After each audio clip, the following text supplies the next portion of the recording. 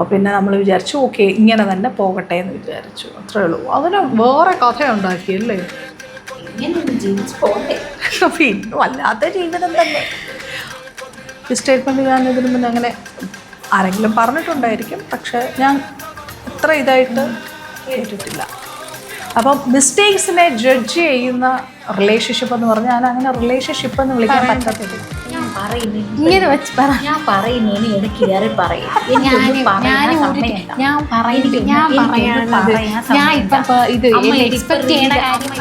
Revenge മോഡിലോട്ട് എത്തി, ചിലർ നടന്നില്ലെങ്കിൽ റിവഞ്ച് മോഡിലോട്ട് എത്തി.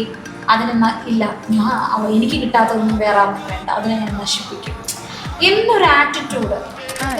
സാധനം എനിക്ക് വേണ്ടിയിട്ടാണ്, പാവം. താങ്ക്സ്. Okay, thanks. ഓക്കെ, അപ്പോൾ നിങ്ങൾ തമ്മിലുള്ള തർക്കം കഴിഞ്ഞോ? ഓഹ് ശരി. എന്നിട്ട് പറയും എനിക്ക് അവളടുത്ത് സ്നേഹമുണ്ട്. ഈ സ്നേഹം നിങ്ങളുടെ ഉള്ളിൻ്റെ അകത്ത് വെച്ചിരിക്കേണ്ട കാര്യമല്ല, നിങ്ങൾക്ക് പ്രകടിപ്പിക്കാനുള്ളതാണ്. ഇപ്പോൾ 39 ജനുവരിയിൽ 39 കഴിഞ്ഞ് 40 കയറും. എല്ലാവരും പറയും 40 വയസ്സെന്ന് പറയുന്നത് ശരിക്കും സെക്കൻഡ് എന്താ പറയണേ, മറ്റേ യൗവനോ, രണ്ടാമത്തെ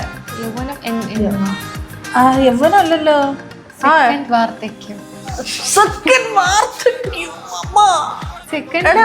അതെന്തുവാടാ പറയണ, കൗമാരോ? റിലേഷൻഷിപ്സിൽ വരുമ്പോൾ ഉണ്ടായാൽ മാത്രമേ നമ്മൾ ഹ്യൂമൻസ് ആവത്തുള്ളൂ. അതെ, റിലേഷൻഷിപ്പാണ് ശരിക്കും ഹ്യൂമൻ ബീയിങ്ങിനെ എന്ത് ചെയ്ത് നിൽക്കുന്നത്, അവരുടെ ബേസ് എന്ന് പറഞ്ഞാൽ റിലേഷൻഷിപ്പാണ് അല്ലേ.